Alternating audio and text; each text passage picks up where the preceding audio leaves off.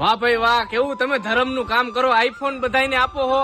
ભગવાન તમારું ભલું કરે હો. અરે તમારા બધાના આશીર્વાદ ભાઈ. કાલે હું નોટના બંડલ બધાને આપતો હતો, આજે એમ થયું કે આજ બધાને આઈફોન આપું. વાહ ભાઈ વાહ, તમે તો આ ગુજરાતનું ગૌરવ કહેવાય હો. બધાને આઈફોન ગિફ્ટમાં આપો. થેન્ક યુ ભાઈ, થેન્ક યુ.